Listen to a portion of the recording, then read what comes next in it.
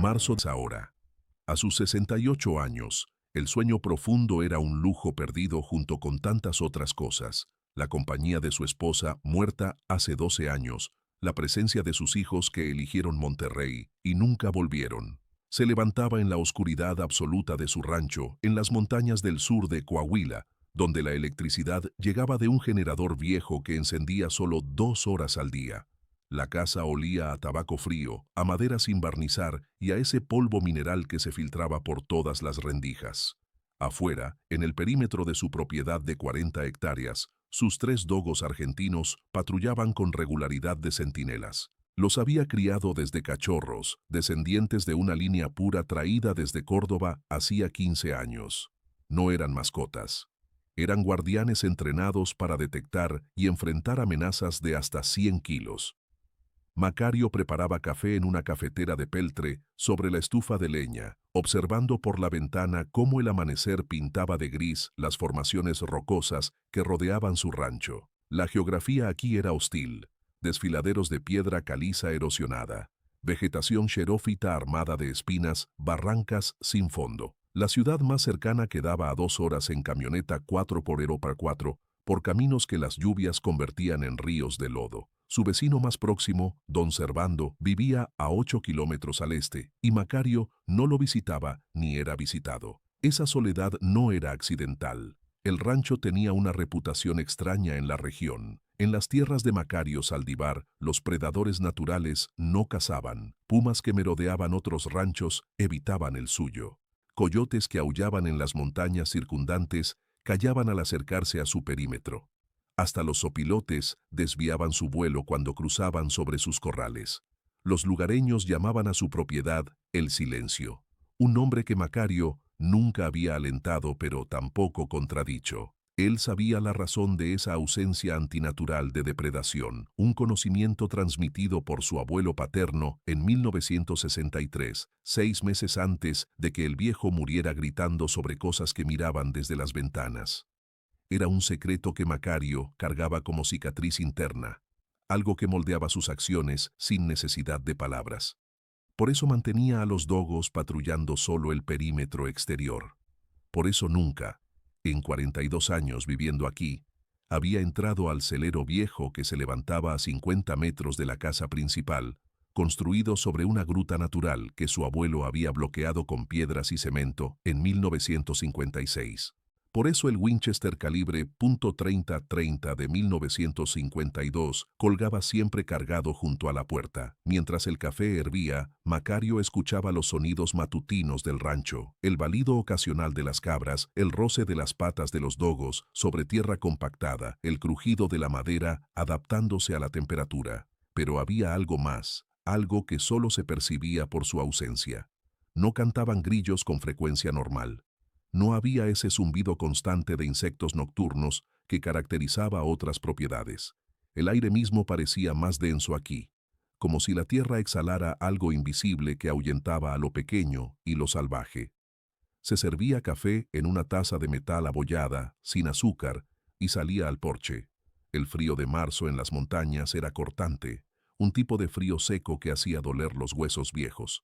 Se envolvía en su chamarra mientras observaba las montañas oscuras recortadas contra el cielo que aclaraba. Conocía cada formación rocosa, cada barranca, cada cueva en un radio de 20 kilómetros. Los dogos se acercaban uno por uno, primero Titán, el macho alfa de 48 kilos, luego Reina y Centella. Los acariciaba brevemente, inspeccionando sus ojos y orejas en busca de señales de enfermedad. Eran animales magníficos, pura musculatura blanca bajo pelaje corto, criados originalmente en Argentina para caza mayor. Podían derribar un jabalí adulto trabajando en equipo, pero Macario nunca los había usado para cazar. Los necesitaba para que nada cruzara el límite de su propiedad sin que él lo supiera. Los perros volvían a sus posiciones, distribuyéndose en triángulo alrededor de la casa. Macario regresaba adentro para preparar el desayuno, huevos revueltos con chile serrano, tortillas recalentadas en el comal, frijoles de la olla. Comía despacio, masticando con cuidado porque sus dientes ya no eran lo que fueron, pensando en las tareas del día, revisar cercas, reemplazar postes podridos, verificar el nivel del tinaco. Rutina. Eso era lo que mantenía funcional su existencia. Despertar, café, inspección del perímetro, alimentar a las cabras, mantenimiento. No había espacio para pensamiento innecesario, para melancolía sobre hijos que no llamaban o esposa enterrada en el cementerio. El trabajo físico llenaba las horas de luz. El cansancio le daba algunas horas de sueño antes de que los recuerdos lo despertaran nuevamente a las 4:30. Así había sido durante 12 años. Mientras guardaba los platos sucios, su mirada se desviaba involuntariamente hacia la ventana que daba al norte, donde el celero viejo se erguía como muela cariada contra el cielo gris. La estructura de madera oscurecida por décadas de sol y lluvia, con el techo de lámina oxidada combado en el centro, nunca entraba ahí. Ni siquiera se acercaba más de 20 metros. Los dogos tampoco. Nunca había tenido que entrenarlos para evitarlo. Había días en que Macario se preguntaba si su abuelo había mentido, si todo aquello no había sido más que delirio senil. Pero entonces recordaba detalles que no encajaban. Las anotaciones en los cuadernos viejos que encontró hace años, registros meticulosos de entregas hechas cada mes desde 1947 hasta 1956. Cabras, cerdos, un caballo viejo en 1954. Cantidades anotadas, fechas exactas y junto a cada entrada un símbolo que nunca había podido descifrar, algo entre una cruz invertida y una garra. El último registro decía: «Ya no vuelvo, que Dios nos perdone». 6 meses después, su abuelo estaba muerto. Macario tenía 5 años entonces, pero recordaba los gritos nocturnos, cómo su padre tenía que sujetar al viejo mientras deliraba sobre ojos amarillos en las ventanas, sobre algo que venía a cobrar lo que se le debía. Los médicos dijeron insuficiencia cardíaca. Su abuela nunca volvió a mencionar ese último medio año. Macario salía nuevamente con el Winchester en la mano para hacer su recorrido de media mañana. El rifle era extensión de su cuerpo después de tantos años. Sabía exactamente cómo compensar el retroceso, conocía el punto muerto del gatillo, podía calcular la caída del proyectil a 200 metros. Llevaba también un machete de cabo largo amarrado al cinto, útil para abrir camino entre vegetación densa. Caminaba el perímetro siguiendo rutas que variaba cada día, buscando señales de intrusión, alambre cortado, huellas desconocidas, ramas rotas a altura inusual. Los dogos lo seguían a distancia, manteniéndose en formación semicircular, atentos a cualquier cosa que pudiera pasar por alto. El terreno ascendía y descendía bruscamente, rocas afiladas sobresaliendo del suelo como huesos expuestos, cardones de 6 metros proyectando sombras largas. Hacía calor ahora que el sol estaba alto, ese tipo de calor seco que extraía humedad de la piel en minutos.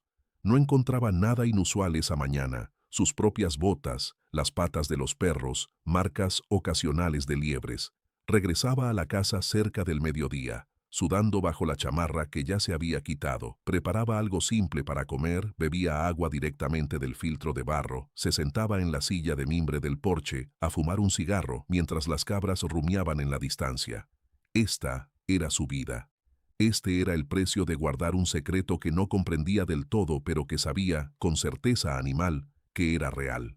Porque los pumas no cazaban aquí. Porque los coyotes desviaban sus manadas. Porque algo en estas montañas, algo que su abuelo había alimentado durante 9 años y luego intentado encerrar, había marcado este territorio de forma que hasta los depredadores más feroces respetaban. Y Macario, heredero involuntario de ese pacto roto, vivía cada día sabiendo que la calma tenía un fundamento que no era natural. La madrugada del 17 de marzo, Macario despertó, no por hábito, sino por un sonido que nunca había escuchado en 42 años viviendo en ese rancho. Los 3 dogos argentinos ladraban con una furia que hacía vibrar las ventanas, pero no era el ladrido territorial que usaban cuando detectaban coyotes. Era algo gutural, desesperado, mezclado con aullidos agudos que sonaban casi humanos en su terror. Macario se incorporó de golpe, el corazón martillando contra las costillas, las manos buscando automáticamente el Winchester apoyado en la pared. Afuera, en la oscuridad absoluta de las 3:15 de la mañana, los ladridos se intensificaban pero no avanzaban, como si los perros estuvieran contenidos en un solo punto, ladrándole a algo que no se atrevían a atacar. Se calzaba las botas sin amarrar las agujetas, Se ponía la chamarra, verificaba que el Winchester tuviera cartucho en la recámara. El frío nocturno le golpeó la cara al abrir la puerta. Un frío que olía a piedra y a algo más, algo almizclado y orgánico que no lograba identificar.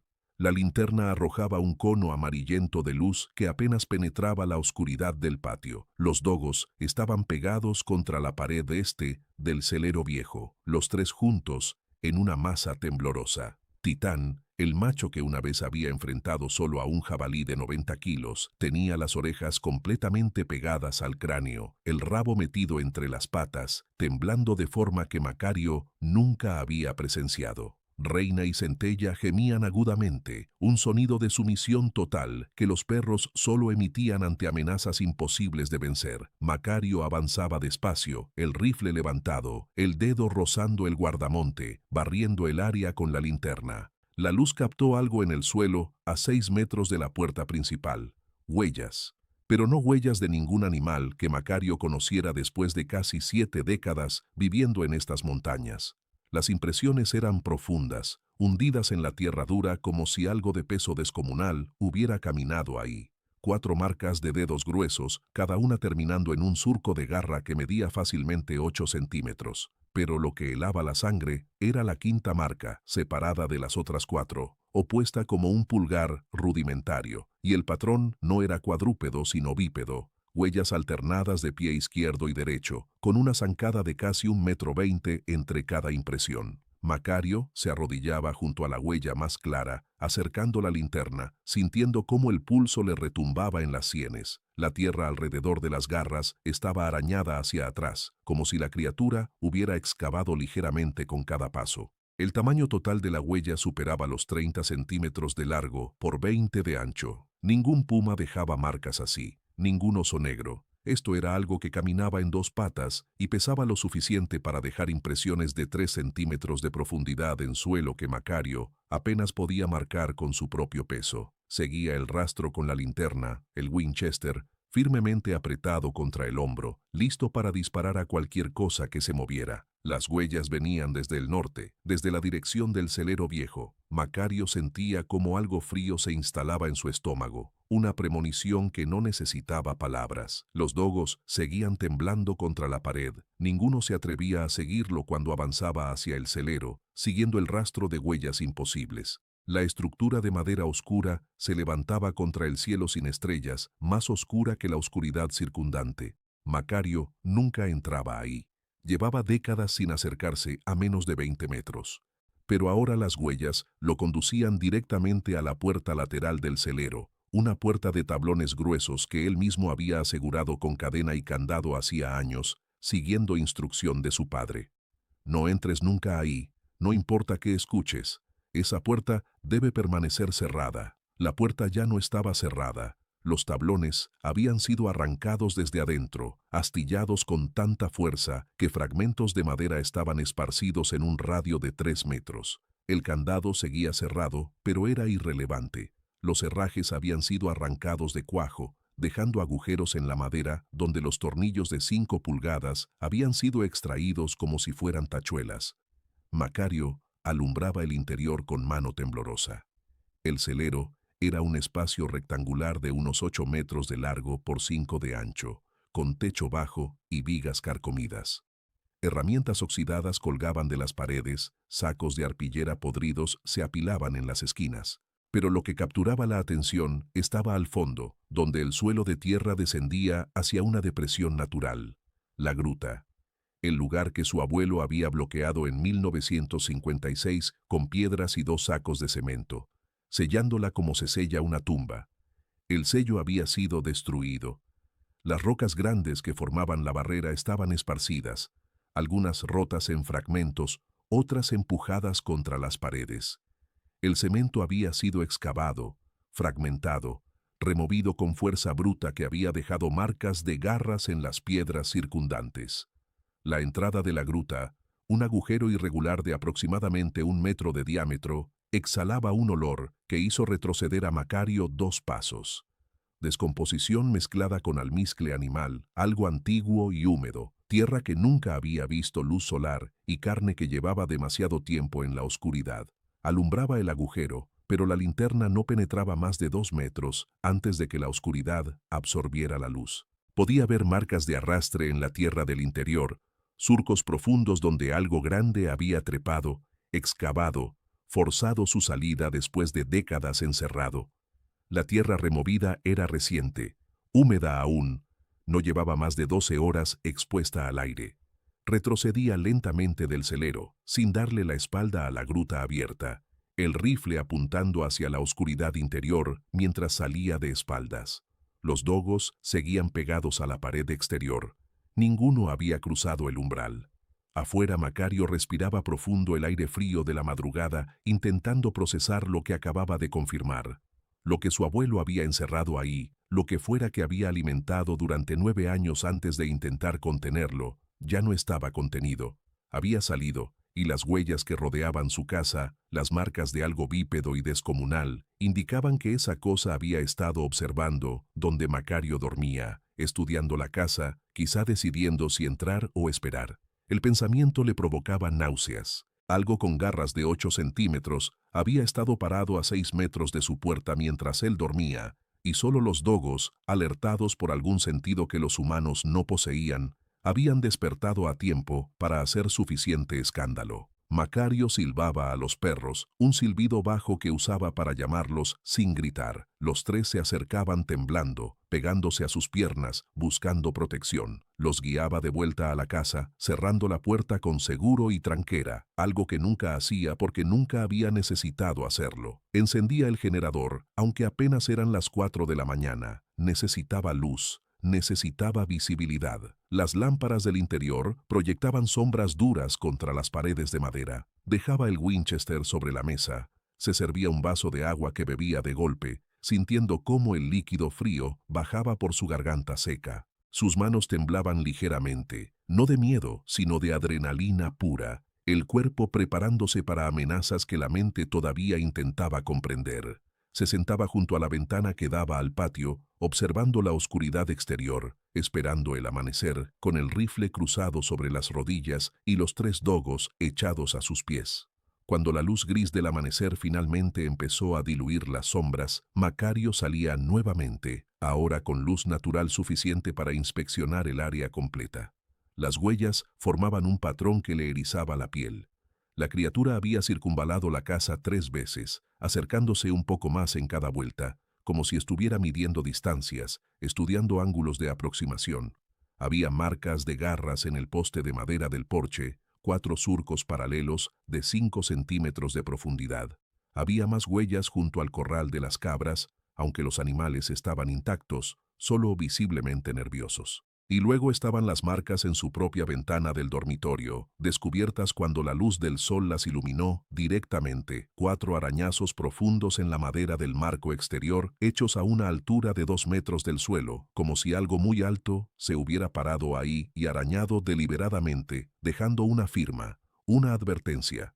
Macario tocaba los surcos con los dedos, sintiendo la madera astillada, calculando la fuerza necesaria para hacer marcas así, en roble viejo, curado por décadas de sol. Las astillas se clavaban en sus yemas mientras trazaba el recorrido de cada garra. Esto había sucedido mientras él dormía. A centímetros de su cabeza, separado solo por la pared de madera, algo había estado lo suficientemente cerca para escuchar su respiración.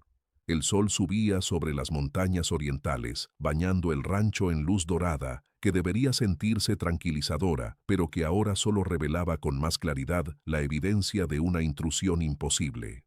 Regresaba al celero con luz de día, inspeccionando el interior completo. Encontraba pelo enganchado en las astillas de la puerta rota, mechones de pelaje áspero y gris, más largo y grueso que cualquier pelo de lobo o coyote, con la textura de alambre oxidado. Guardaba algunos pelos en una bolsa de plástico, sin saber exactamente por qué, quizá porque alguna parte de él necesitaba evidencia física. Pasaba el resto de ese día preparándose, sin saber exactamente para qué. Revisaba el Winchester, limpiaba el cañón, verificaba que el mecanismo de cerrojo funcionara suavemente. Contaba los cartuchos, 18 de punta blanda en la caja, 5 más en el cargador del rifle. Sacaba del armario una escopeta calibre 12 que había sido de su padre, bomba de acción, cargada con postas del 0. La limpiaba también, cargaba 8 cartuchos en el tubo, dejaba uno en la recámara con el seguro puesto.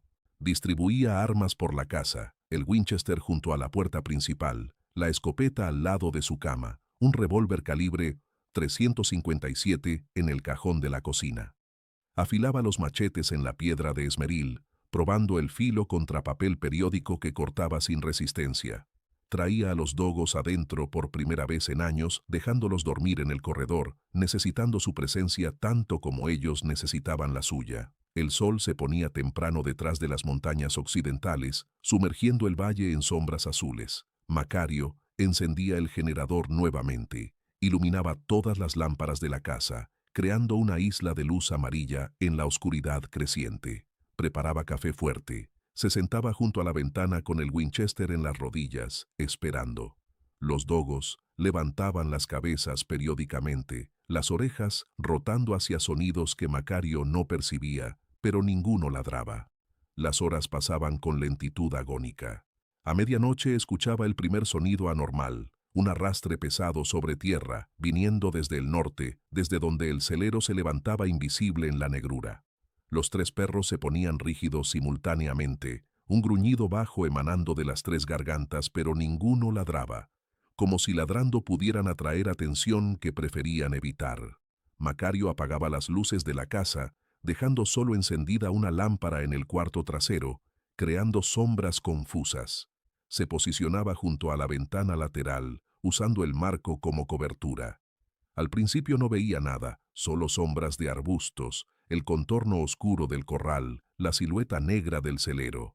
Pero entonces algo se movió en la oscuridad junto al celero, algo demasiado grande para ser coyote, demasiado erguido para ser puma. Una sombra dentro de las sombras, moviéndose con lentitud deliberada, deteniéndose cada pocos pasos como si olfateara el aire. Los dogos gemían quedamente, un sonido continuo de terror apenas contenido, y Macario, observando esa forma imposible moverse en la oscuridad de su propiedad, comprendía con claridad cristalina que el pacto que su abuelo había roto 63 años atrás acababa de enviar su primera factura de cobro. Macario no durmió esa noche ni las 2 siguientes. Permanecía despierto con turnos de vigilia autoimpuestos, café negro y cigarros sin filtro, manteniéndolo funcional mientras observaba las ventanas, esperando movimiento que a veces llegaba y a veces no. La criatura regresaba con irregularidad calculada. La segunda noche no apareció en absoluto, haciendo que Macario cuestionara su cordura. La tercera noche, las huellas rodeaban el corral de las cabras, pero nada fue atacado, como si la cosa estuviera probando sus defensas, midiendo su resistencia psicológica. El cuarto día, operando en un estado de agotamiento que hacía vibrar los bordes de su visión, Macario tomaba una decisión que había evitado durante 63 años: subir al desván y recuperar las pertenencias de su abuelo. Las cajas de lata estaban donde las había dejado su padre décadas atrás, cubiertas de polvo tan grueso que parecía fieltro gris. Adentro, encontraba cuadernos con tapas de cuero desgastadas, páginas amarillentas llenas de la letra angular de su abuelo severo. Las primeras entradas eran simples, casi contables. 15 enero 1947, entregada cabra hembra, 18 kilos, todo tranquilo. 3 a febrero 1947, entregado cerdo joven, 25 kilos, silencio continúa. Los registros seguían mensualmente con precisión mecánica, cada entrada acompañada de un símbolo dibujado en tinta negra, algo entre una garra abierta y una cruz invertida. A medida que avanzaba por los cuadernos, las entregas se volvían más grandes. Cerdos adultos de 50 kilos, cabras preñadas. En abril de 1954, un caballo viejo de 20 años. Pero lo que helaba la sangre era la progresión emocional en las notas marginales. En 1948, los pumas ya no bajan. Los vecinos preguntan por qué mis animales nunca son atacados. En 1950, 3 años sin pérdidas, la cosecha mejor que nunca. En 1953, a veces escucho rascar en la noche. Beatriz dice que son ratas, pero yo sé que no son ratas. Las entradas de 1955 mostraban un cambio drástico. La letra se volvía irregular, las frases más cortas. Ya no puedo seguir así. Lo que pide es demasiado. Intenté darle menos. Arañó la puerta del celero toda la noche. Beatriz vio algo en la ventana. Dice que eran ojos amarillos. Tuve que decirle que son coyotes, pero ella sabe que miento. La última entrada fechada era del 8 de marzo de 1956, escrita con letra temblorosa. Sellé la gruta hoy. Usé todas las piedras grandes que pude mover y 2 sacos de cemento. Le dije que se acabó, que no puedo seguir alimentándolo, que Dios me perdone por lo que hice al traerlo aquí y que Dios me proteja de lo que hará ahora que lo dejé morir de hambre. Ya no vuelvo al celero. Si sale, que sea problema de quien venga después. Macario leía esa última línea 3 veces, sintiendo cómo la bilis le subía a la garganta. Su abuelo había sabido exactamente lo que estaba condenando a las generaciones futuras. Buscaba en las cajas más contenido, encontrando fotografías viejas en blanco y negro. Una mostraba a su abuelo Severo en 1949, parado junto al corral, con expresión orgullosa, rodeado de cabras gordas. Otra de 1952 mostraba la casa recién ampliada, con techo nuevo y paredes encaladas. Prosperidad visible que contrastaba con las propiedades vecinas que Macario recordaba de su infancia. Ranchos donde los depredadores se llevaban animales cada mes, donde las sequías arruinaban cosechas, donde los bandidos asaltaban con frecuencia. Pero en la tierra de Severo Saldívar nunca pasaba nada de eso. Los animales engordaban, la lluvia llegaba en su momento, los hombres armados simplemente no se acercaban. Macario ahora comprendía el precio de esa protección antinatural. Encontraba un sobre manila en el fondo de la última caja, sellado con cera roja agrietada. Adentro había un documento escrito en español antiguo, casi ilegible, fechado en 1911 y firmado por alguien llamado Ezequiel Saldívar. El documento era mitad confesión, mitad advertencia. A quien herede estas tierras, hay un acuerdo con lo que habita la Gruta Norte. Se le alimenta cada luna llena con carne viva, y a cambio, ningún mal toca esta propiedad. Los antiguos de la sierra lo llamaban nahual, los mestizos lo llaman otra cosa, pero no importa el nombre. Lo que importa es mantener el pacto. Mi padre lo mantuvo, yo lo mantengo. Quien venga después debe hacer lo mismo o cerrar la gruta para siempre y abandonar estas tierras, porque lo que duerme ahí no olvida y no perdona. La firma temblaba igual que la de Severo en su última entrada. Macario dejaba caer el papel sobre la mesa, entendiendo ahora la cadena completa. Su bisabuelo había iniciado esto en finales del siglo XIX, su abuelo Severo lo había continuado hasta 1956, y luego, incapaz de mantener el pacto, lo había sellado esperando que morir de hambre matara a la criatura. Pero algunas cosas no mueren fácilmente. Macario necesitaba más información que los cuadernos no contenían. Al quinto día sin dormir apropiadamente, con los nervios rosados hasta quedar en carne viva, tomaba su camioneta y conducía las 2 horas hasta San Isidro de las Palmas. Necesitaba hablar con alguien que recordara esos años. Don Fortunato Ugalde, 91 años, viviendo en una casa de adobe en las afueras del pueblo. Llegaba sin avisar, tocando la puerta de madera descascarada. La nieta lo recibía con desconfianza, hasta que Macario mencionaba el nombre de su abuelo. Entonces, la expresión de la mujer cambiaba, volviéndose algo entre miedo y lástima, y lo hacía pasar sin más preguntas. Don Fortunato estaba sentado en una mecedora junto a la ventana, un hombre reducido a huesos y piel pergamino, pero con ojos que todavía brillaban con inteligencia aguda. Reconocía a Macario inmediatamente. Eres el nieto de Severo, tienes su misma forma de pararte, como cargando algo pesado. Macario se sentaba en el banquito ofrecido, rechazaba el café, iba directo al punto. Don Fortunato, necesito que me diga todo lo que sepa sobre lo que mi abuelo mantenía en su rancho, sobre lo que alimentaba en la gruta. El viejo guardaba silencio largo rato, mirando por la ventana hacia las montañas distantes. Finalmente hablaba con voz como papel arrugándose. Tu abuelo hizo un pacto que no debió hacer. Hay cosas en la sierra que solo duermen, nunca mueren. Yo era joven cuando Severo empezó con eso. Tendría unos 22 años. Él nunca me dijo qué era exactamente, pero yo lo vi una vez, por accidente, en 1951. Fui a su rancho a devolver una herramienta prestada. Era tarde, casi de noche. Escuché ruidos en el celero. Pensé que era Severo trabajando. Me asomé por una rendija en las tablas. Vi a tu abuelo arrastrando un cerdo muerto hacia la parte trasera, hacia donde estaba esa gruta. Y vi algo salir de la oscuridad para tomar el cerdo. Don Fortunato cerraba los ojos, reviviendo memoria que claramente había intentado enterrar. No puedo describirlo bien porque solo fue un segundo antes de que me echara a correr. Pero era grande, más grande que un hombre.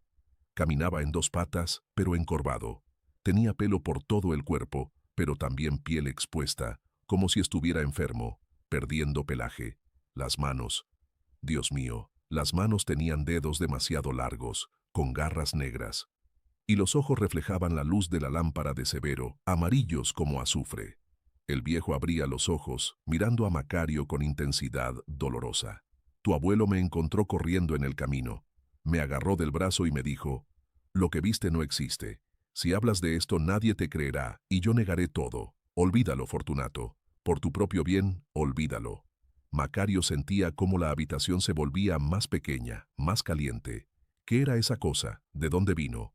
Don Fortunato negaba con la cabeza lentamente. Los viejos de antes, los que todavía hablaban náhuatl, decían que hay lugares en las montañas donde el mundo es delgado, lugares donde cosas del otro lado pueden cruzar o quedarse atrapadas. Decían que algunos brujos sabían cómo llamar a esas cosas, cómo hacer tratos con ellas. Tu bisabuelo, Ezequiel, se decía que tenía ese conocimiento, que había llamado algo para proteger sus tierras después de que los bandidos mataran a su primera esposa en 1898. Pero una vez que llamas algo así, una vez que lo alimentas y le das territorio, ya no puedes simplemente mandarlo de vuelta. El viejo tosía, un sonido húmedo que sacudía su pecho frágil. Cuando recuperaba el aliento continuaba. Severo intentó romper el pacto en el 56. Pensó que podía encerrarlo y dejarlo morir. 6 meses después estaba muerto él, gritando en las noches sobre cosas en las ventanas. Y ahora tú vienes aquí preguntando. Eso significa que volvió a salir, ¿verdad? Macario asentía sin palabras. Don Fortunato se inclinaba hacia adelante, agarrando el brazo de Macario con fuerza sorprendente. Si dejaste de alimentarla, ella va a cobrar. No hay autoridad que puedas llamar que te crea o que pueda ayudarte. Irán a tu rancho, no encontrarán nada porque esa cosa solo se deja ver cuando quiere, y te tratarán como loco. Esto es entre tú y lo que tu familia despertó hace más de 100 años. Puedes intentar matarla, pero ¿cómo matas algo que sobrevivió 60 años enterrado en roca?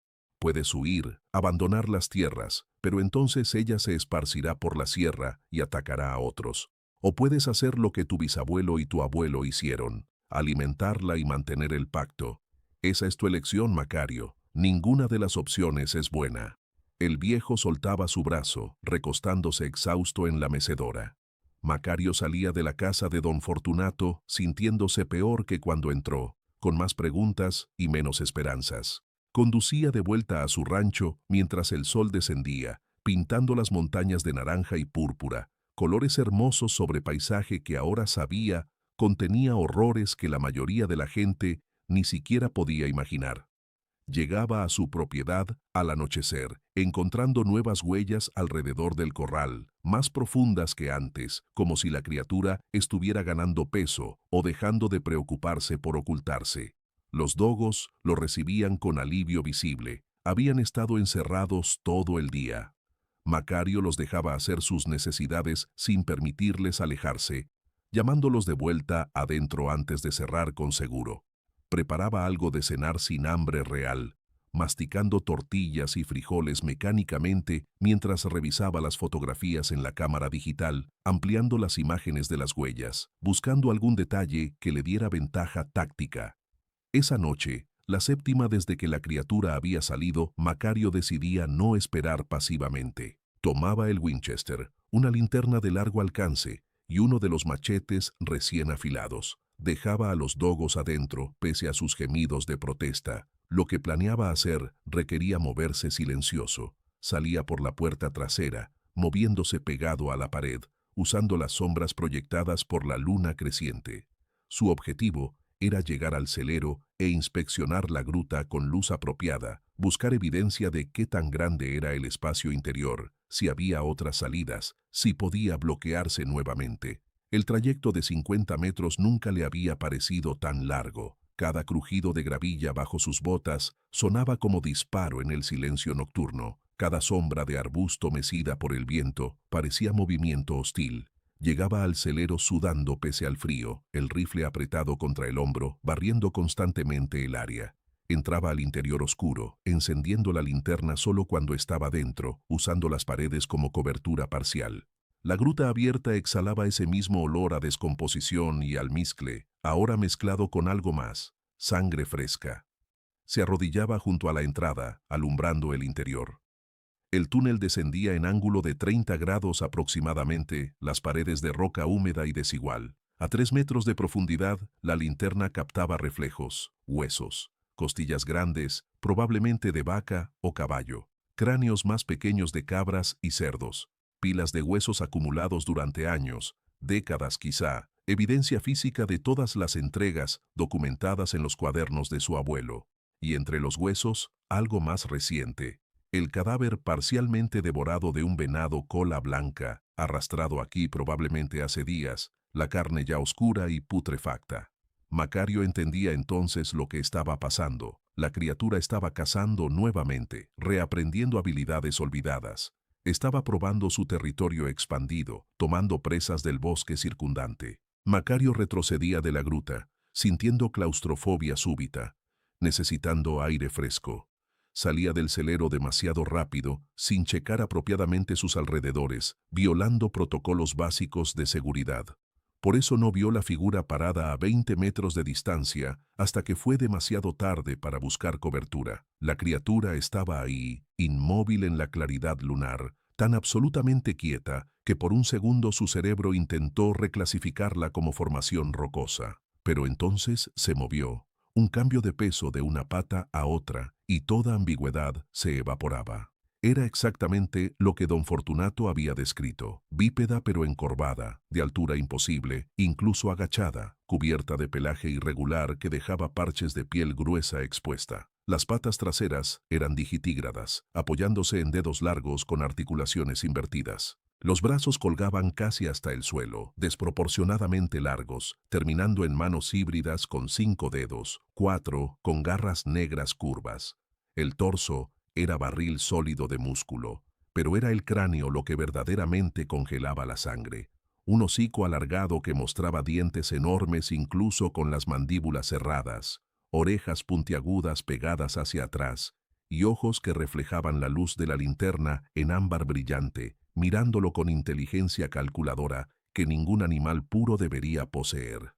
Macario levantaba el Winchester, alineando las miras con el centro de masa de la criatura, pero antes de que pudiera apretar, la cosa se movía, no hacia él, sino hacia un lado, desapareciendo detrás del celero con velocidad que contradecía su tamaño descomunal. Macario disparaba de todas formas. El retroceso familiar del 30-30, golpeándole el hombro, el estampido rasgando el silencio. El proyectil impactaba la pared del celero donde la criatura había estado un segundo antes, astillando madera vieja. Recargaba el cerrojo, expulsando el casquillo usado, empujando cartucho nuevo, girando para cubrir todos los ángulos. Silencio. Nada se movía. Adentro de la casa, los dogos enloquecían, sus ladridos amortiguados pero audibles.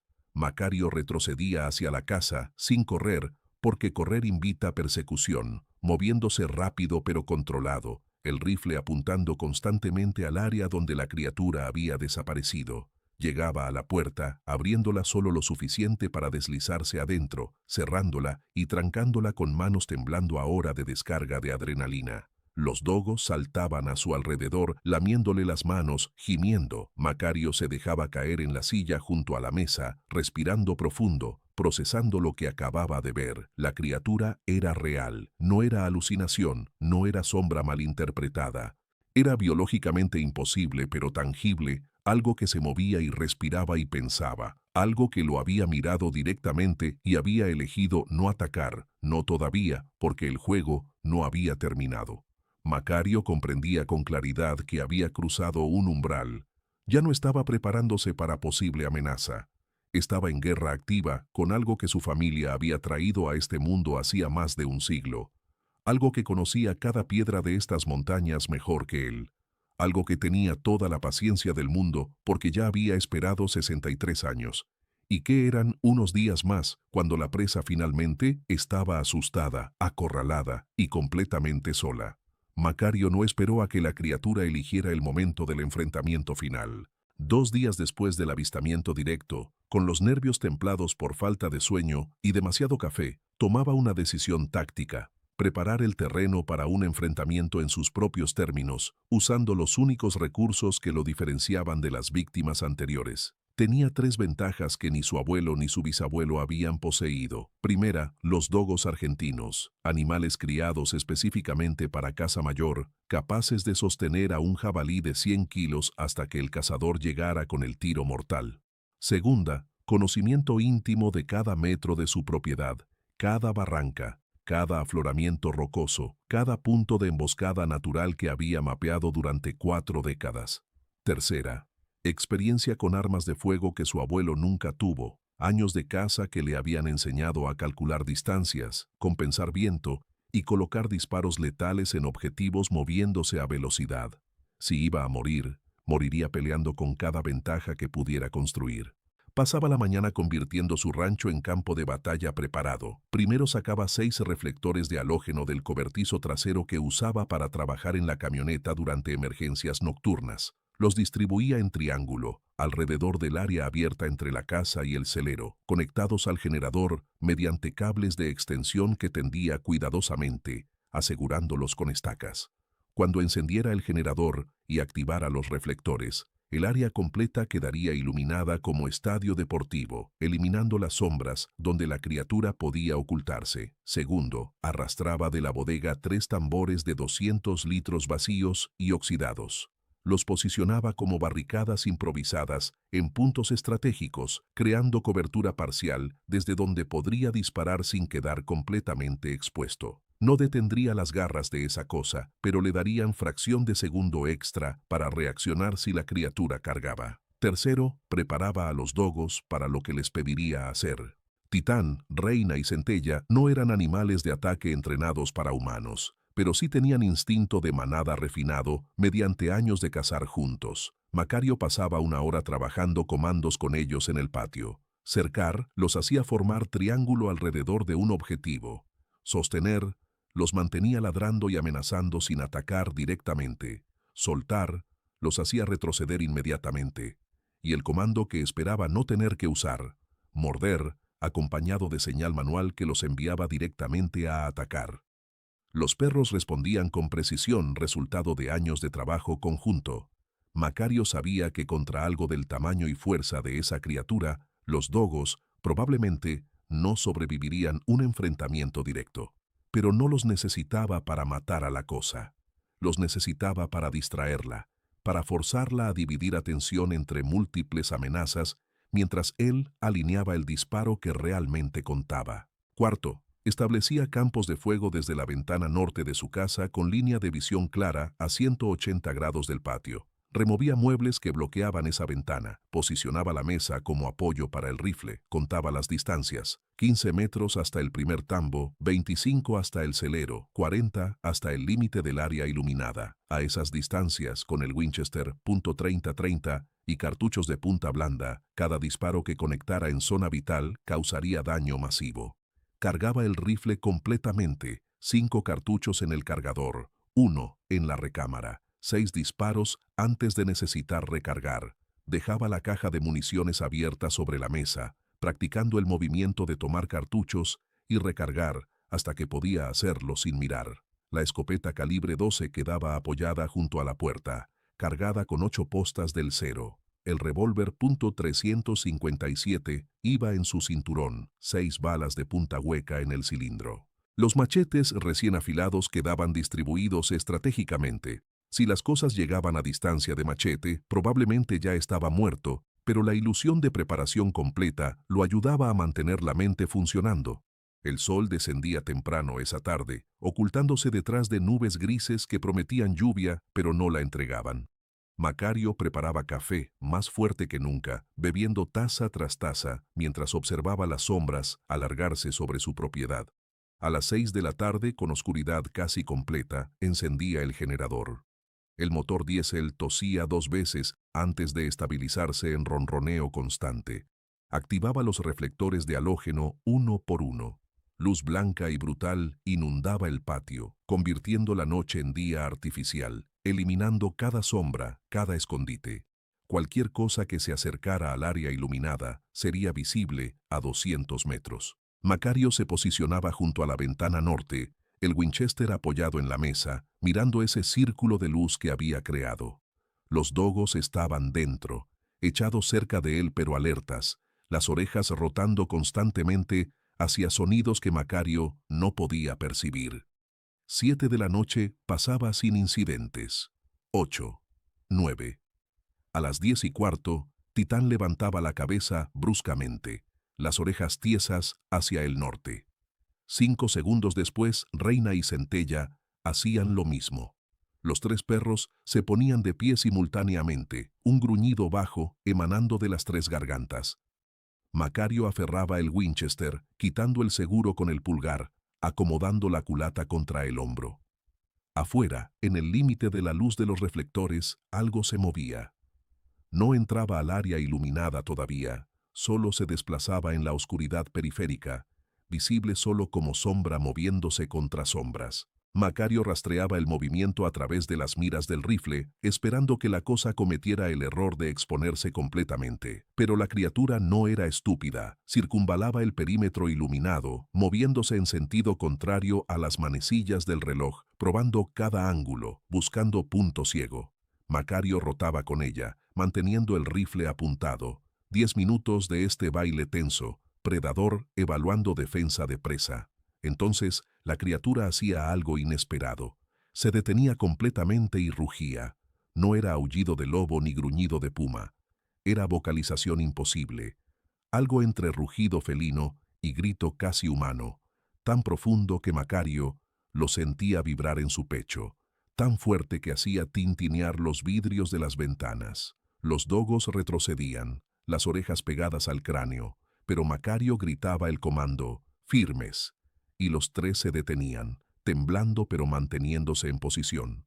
El rugido terminaba en silencio que parecía más amenazante que el sonido. Macario esperaba, el dedo acariciando el gatillo, respirando lento para mantener las miras estables.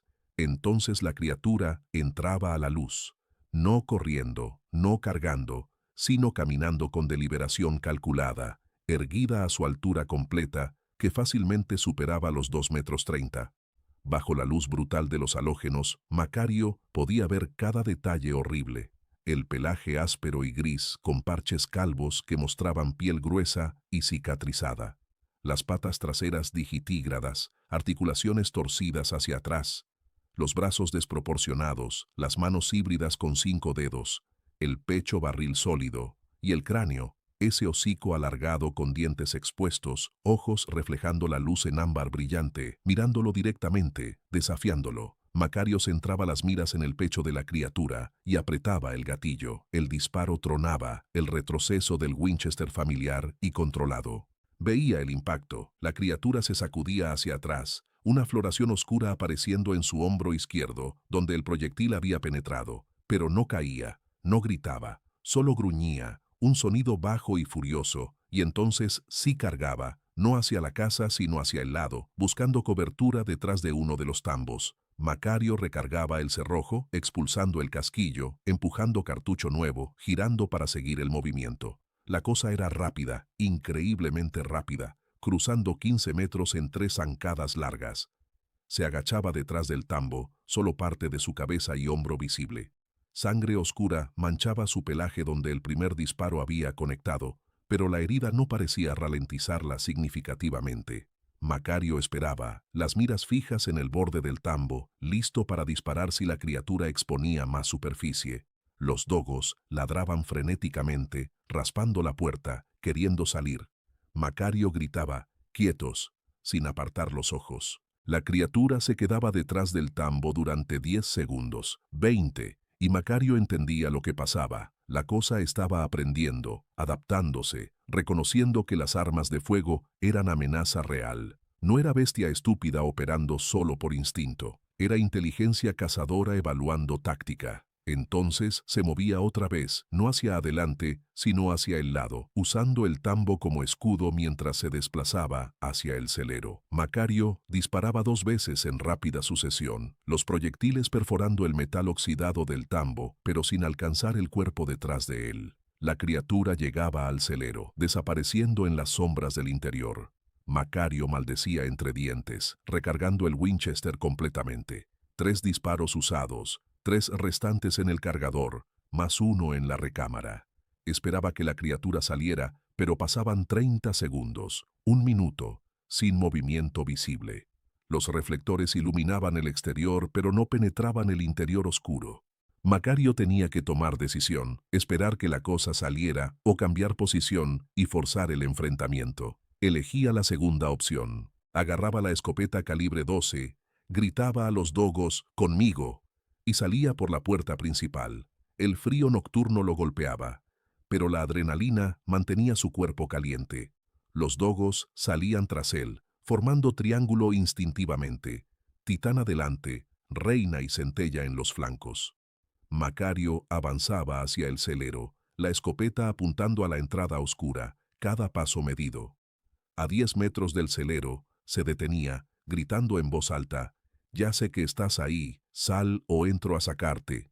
No esperaba respuesta verbal ni la obtenía. Pero algo se movía en la oscuridad interior, un desplazamiento de sombra sobre sombra.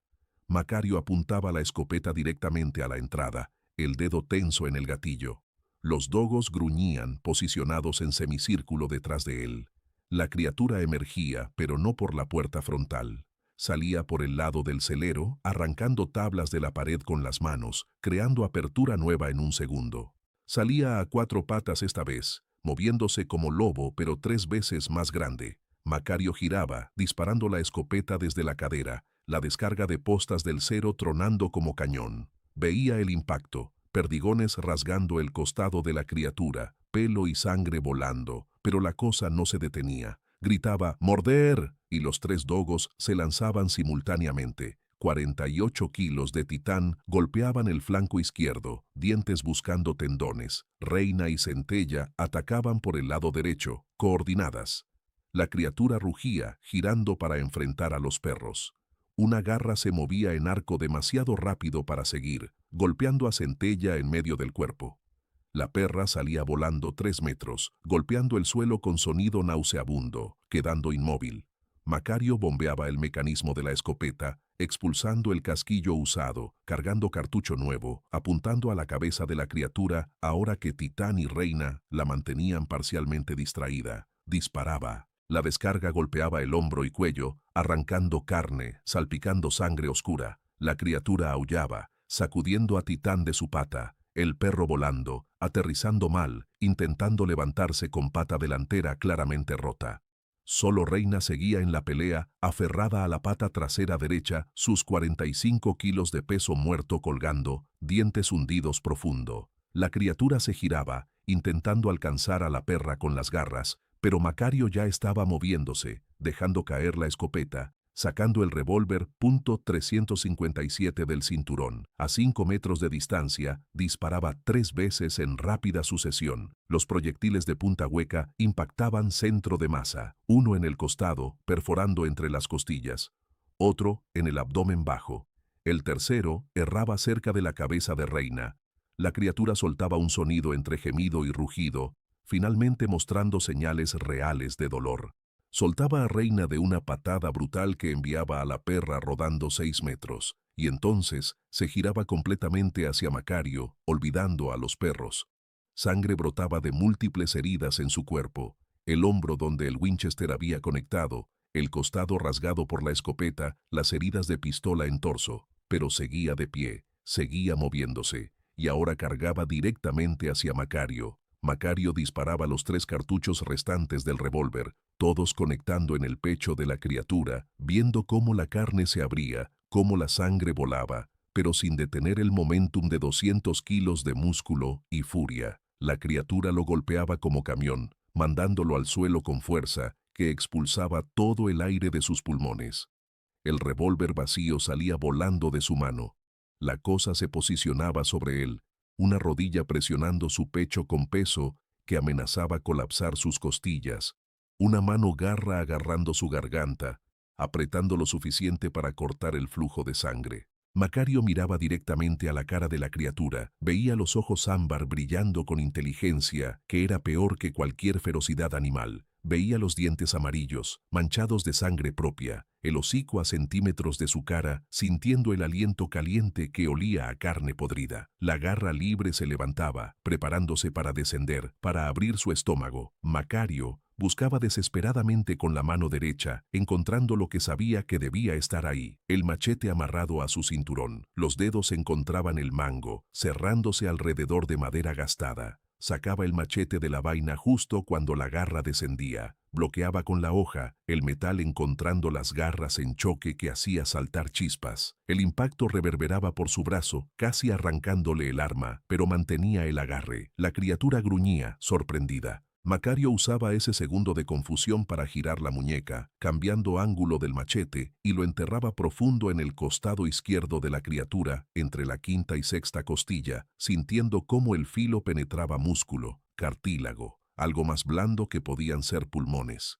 La criatura aullaba, un sonido de agonía pura que rasgaba la noche, soltando su garganta, echándose hacia atrás.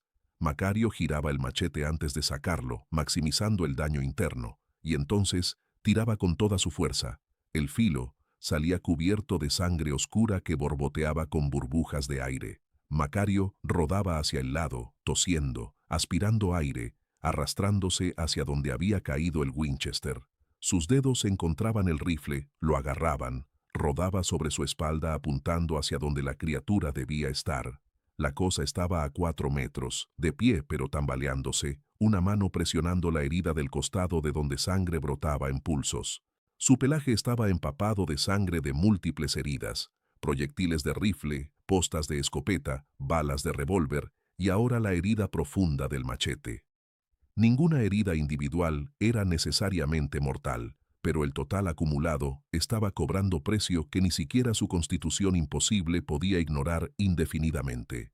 Macario se ponía de rodillas, luego de pie, manteniendo el rifle apuntado. Revisaba mentalmente cuántos cartuchos quedaban. Había disparado 3 veces antes. Había recargado completamente. Eso significaba 5 en el cargador más 1 en la recámara. 6 disparos. La criatura lo miraba, y en sus ojos, ámbar Macario veía algo que no había visto antes, reconocimiento de mortalidad. La cosa entendía que estaba herida gravemente, que continuar la pelea podía matarla, pero tampoco huía. Se mantenía ahí, sangrando, respirando trabajosamente. Detrás de Macario, Titán se arrastraba con su pata rota, posicionándose junto a su amo, gruñendo pese al dolor obvio. Reina cojeaba desde el otro lado, costillas probablemente fracturadas, pero lista para atacar si Macario daba la orden. Centella seguía inmóvil donde había caído, y Macario no podía pensar en eso ahora. Hombre y criatura se miraban a través de 8 metros de tierra manchada de sangre, bajo la luz implacable de los reflectores, en silencio roto solo por respiraciones trabajosas. Macario apretaba el gatillo a la mitad, listo para completar el disparo si la cosa se movía. La criatura respiraba profundo, sangre burbujeando en la herida de su costado donde el machete había perforado pulmón. Entonces, lentamente, se giraba. No de golpe, no con la velocidad que había mostrado antes, sino con movimientos medidos, dolorosos. Se alejaba cojeando, saliendo del área iluminada, desapareciendo en la oscuridad de las montañas del norte. Macario mantenía el rifle apuntado hasta que la última sombra desaparecía. Solo entonces bajaba el arma, las manos temblando, las rodillas amenazando con ceder. Caía sentado en la tierra, observando el rastro de sangre que la criatura había dejado, un camino oscuro y húmedo que se extendía hacia las montañas. Macario permanecía sentado en la tierra ensangrentada, mientras el generador seguía zumbando, los reflectores iluminando un campo de batalla que olía a pólvora quemada, sangre de criatura y sangre de perro. Sus costillas dolían donde la rodilla de esa cosa había presionado, la garganta le ardía donde las garras habían apretado, Cada respiración traía punzadas agudas que sugerían contusiones profundas, si no fracturas. Pero estaba vivo. Contra toda lógica, contra algo que había sobrevivido 63 años enterrado en roca, estaba vivo. Se ponía de pie con esfuerzo, usando el Winchester como bastón, y caminaba hacia donde Centella yacía inmóvil. La perra había muerto en el impacto, el cuello roto en ángulo imposible, los ojos abiertos mirando nada. Macario se arrodillaba junto a ella, cerrándole los párpados con dedos temblorosos, sintiendo cómo algo caliente y salado le quemaba los ojos. Había sido buena perra, leal, valiente hasta el último segundo. No merecía morir defendiendo tierra maldita por pactos que ella nunca pidió proteger. Titán cojeaba hacia él, la pata delantera izquierda colgando inútil, claramente fracturada. Reina lo seguía, moviéndose con cuidado de costillas rotas, pero todavía en pie. Macario los examinaba rápidamente bajo la luz, palpando huesos, verificando que no hubiera hemorragias internas que los matarían en las próximas horas. Titán necesitaría férula e inmovilización. Reina necesitaría tiempo para sanar, pero probablemente se recuperaría sin intervención médica. Los guiaba adentro de la casa, dejándolos beber agua mientras él buscaba el botiquín veterinario. Entablillaba la pata de Titán, usando tablillas de madera y vendas, el perro gimiendo quedamente pero sin morder, confiando en que Macario sabía lo que hacía. Les daba analgésicos veterinarios mezclados con carne molida, dejándolos descansar en mantas junto al calor de la estufa. Centella tendría que esperar hasta mañana para ser enterrada apropiadamente. Macario salía nuevamente al patio, siguiendo el rastro de sangre que la criatura había dejado. La cantidad era sustancial. Charcos oscuros cada 3 o 4 metros, salpicaduras en las rocas, manchas en la vegetación. Había dado en el blanco múltiples veces. El Winchester, la escopeta, el revólver, el machete, todos habían conectado, todos habían causado daño real. Pero ¿había sido suficiente para matarla? Seguía el rastro hasta el límite del área iluminada, donde la oscuridad de las montañas se tragaba todo detalle. Podía continuar siguiendo hacia las montañas con linterna, podía intentar terminar el trabajo, encontrar el cuerpo si la cosa había muerto desangrada entre las rocas. Pero eso sería estupidez suicida. La criatura conocía estas montañas mejor que él. Había vivido aquí más tiempo que cualquier humano vivo. Si seguía viva y él la acorralaba en su territorio, las posiciones se invertirían. Tomaba la decisión de no perseguir. Regresaba a la casa, cerraba con seguro, dejaba el Winchester cargado junto a la puerta y la escopeta al lado de su cama. Limpiaba sus propias heridas. Abrasiones en el cuello donde las garras habían apretado, moretones floreciendo oscuros en su pecho y costillas, rasguños en los brazos. Nada que requiriera hospital, nada que no pudiera tratar con agua oxigenada y vendajes. Se servía medio vaso de mezcal de una botella guardada para ocasiones que nunca llegaban, bebiéndolo de un trago, sintiendo cómo el alcohol quemaba su garganta maltratada. El reloj marcaba las 2:15 de la mañana. Habían pasado 4 horas desde que la criatura había entrado al área iluminada, 4 horas que se sentían como 4 días. Macario se sentaba en la silla junto a la ventana, observando el patio vacío, el rastro de sangre visible bajo los reflectores, procesando lo que acababa de sobrevivir. Los días siguientes pasaban en vigilancia constante mezclada con trabajo necesario. Al amanecer, enterraba a Centella en un lugar con vista a las montañas orientales, marcando la tumba con piedras apiladas. Revisaba el perímetro buscando nuevas huellas, nuevo rastro de sangre, cualquier señal de que la criatura había regresado durante la noche. No encontraba nada. El rastro terminaba en las montañas del norte y no continuaba. Pasaba horas siguiéndolo lo más lejos que se atrevía con luz de día, encontrando más sangre en las rocas, pelo arrancado enganchado en espinas, pero ningún cuerpo. La criatura había llegado a algún lugar entre las formaciones rocosas y simplemente había desaparecido, quizá a otra gruta, quizá a algún escondite que conocía desde antes de que Macario naciera. Si había muerto ahí, los sopilotes eventualmente revelarían la ubicación. Si había sobrevivido, Macario intentaba no pensar en esa posibilidad, pero la preparación no se detenía. Mantenía las armas cargadas, los reflectores listos, dormía en turnos de 2 horas máximo. Una semana después del enfrentamiento, sin nuevos ataques, sin señales de la criatura, Macario tomaba el grabador analógico viejo que había encontrado en las pertenencias de su abuelo. Se sentaba en el porche al atardecer, con Titán y Reina recuperándose a sus pies, y presionaba el botón de grabar. Hablaba despacio, eligiendo las palabras con cuidado, documentando todo: el despertar de la criatura, las huellas, los cuadernos de su abuelo, la conversación con don Fortunato, el avistamiento directo, la preparación del terreno, el enfrentamiento final. Describía las heridas que había causado, el rastro de sangre, la retirada de la cosa hacia las montañas. No intentaba explicar qué era la criatura, si era nahual o aberración biológica, porque no tenía respuestas. Solo documentaba lo que había visto, lo que había hecho, las decisiones que había tomado. La grabación duraba casi 40 minutos. Al final agregaba: si alguien encuentra esto, si algo me pasa y alguien viene a investigar, sepan que lo que protege estas tierras no es bendición, es deuda heredada que eventualmente se cobra. Mi bisabuelo llamó algo que no debió llamar. Mi abuelo lo alimentó y luego intentó encerrarlo. Yo lo herí, tal vez lo maté, pero no puedo estar seguro. Detenía la grabación, guardaba el cassette en una bolsa de plástico junto con los cuadernos de su abuelo, las fotografías de las huellas, mechones del pelo áspero que había recolectado. Metía todo en una caja de metal que enterraba debajo del piso de madera del cuarto trasero, marcando la ubicación solo en su memoria.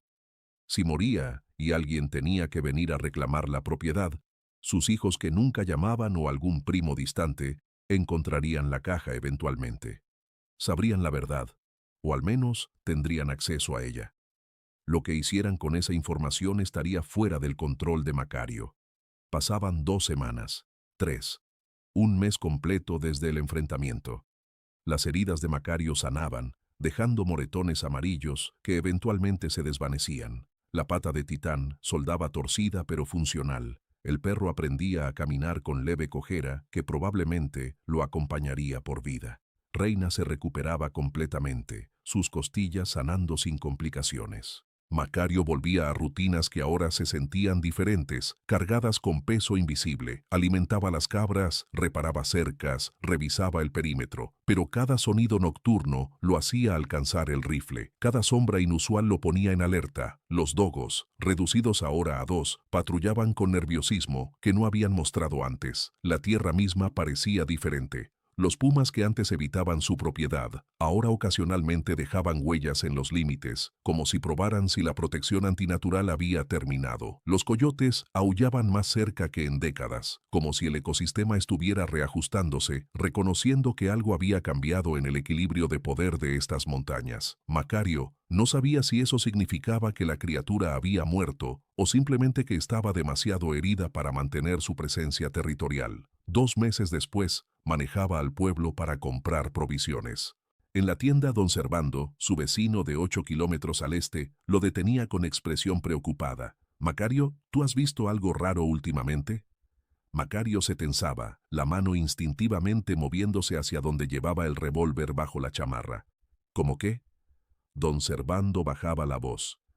«Hace 3 semanas encontré 2 de mis vacas muertas, destripadas de forma que ningún puma haría. Y ayer mi perro desapareció. Solo encontré sangre cerca del arroyo seco. Otros rancheros más al norte reportan lo mismo. Animales muertos de formas raras, mascotas desaparecidas». Macario sentía algo frío instalarse en su estómago. La criatura había sobrevivido. Estaba cazando, recobrando fuerzas. Pero no en su territorio, no todavía. Estaba atacando propiedades vecinas, expandiéndose, cobrando el hambre de décadas en ganado y perros de gente que no tenía idea de qué los acechaba. Macario compraba el doble de cartuchos de los que había planeado. Volvía a su rancho conduciendo más rápido de lo seguro. Esa noche reforzaba las defensas, más reflectores posicionados, más munición distribuida estratégicamente, trampas simples de alambre en los accesos principales.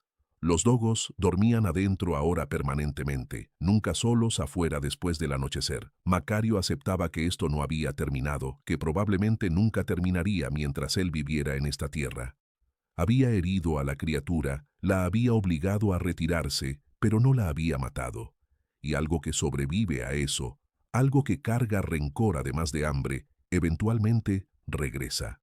Podían ser semanas, meses, años, pero la certeza estaba ahí, la cosa que su bisabuelo había llamado, que su abuelo había alimentado, que él había enfrentado y herido, seguía en algún lugar de estas montañas, sanando, esperando, recordando exactamente quién le había enterrado machete en los pulmones. 3 meses después del enfrentamiento, en una noche de junio inusualmente fría, Macario despertaba a las 3 de la mañana por los dogos gruñendo quedamente. No ladridos de alarma total, solo gruñidos bajos de advertencia. Se levantaba con el Winchester ya en manos, moviéndose a la ventana sin encender luces. Afuera, bajo luna menguante, veía algo moviéndose en el límite de su propiedad.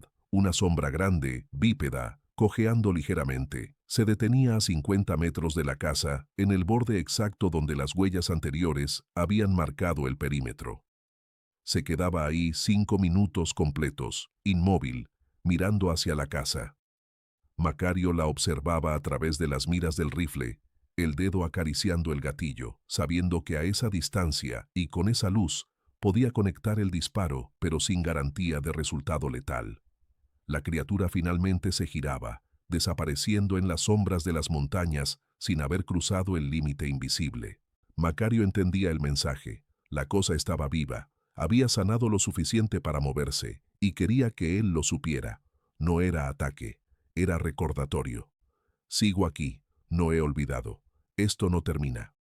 Macario bajaba el rifle, se servía café frío que bebía junto a la ventana mientras esperaba el amanecer. Los meses se convertían en año. Las visitas nocturnas de la criatura continuaban irregularmente, a veces 2 por mes, a veces ninguna durante 6 semanas.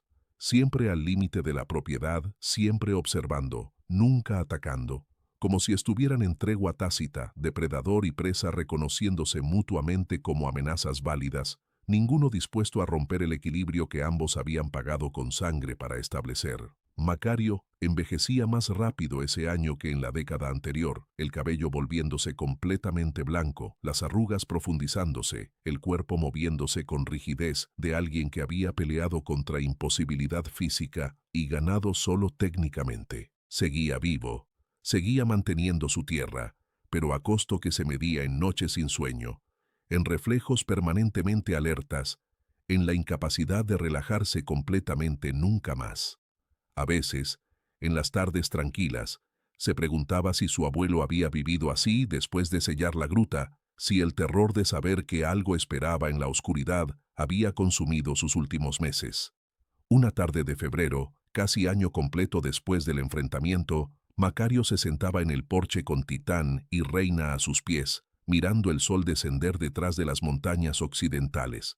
El cielo ardía en naranjas y púrpuras, belleza que contrastaba brutalmente con el conocimiento de qué se ocultaba en esas mismas montañas cuando la oscuridad caía. Encendía un cigarro, dejaba que el humo se escapara lentamente de sus pulmones y hablaba en voz alta, aunque no había nadie para escuchar excepto los perros. Mi bisabuelo llamó algo para protegernos, mi abuelo lo alimentó para mantener la paz. Yo lo herí cuando intentó cobrar deuda que no pedí heredar, y ahora vivimos en este equilibrio roto.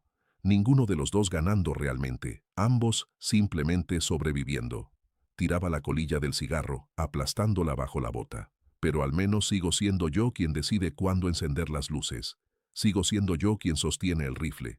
Y mientras pueda hacer eso, mientras tenga balas y estos perros a mi lado, esta tierra sigue siendo mía. Se levantaba, entraba a la casa, comenzaba los preparativos de siempre, verificar armas, contar munición, posicionar linternas, preparar café para la vigilia nocturna. Afuera, las sombras se alargaban sobre tierra que guardaba secretos más viejos que cualquier escritura, más profundos que cualquier ley humana. Y en algún lugar de las montañas del norte, algo grande y herido pero no vencido, observaba el humo elevarse de la chimenea del rancho Saldívar, esperando con paciencia que solo lo inmortal o lo maldito pueden poseer, sabiendo que los humanos envejecen y mueren, pero que las deudas de sangre persisten generación tras generación hasta que finalmente son pagadas en la moneda que siempre han demandado: carne, terror y el silencio absoluto de quien comprende demasiado tarde que algunos pactos nunca pueden romperse realmente. Solo pueden transferirse de manos temblorosas a manos aún no nacidas que algún día también aprenderán que en las montañas del México profundo, lo que se despierta nunca vuelve a dormir del todo.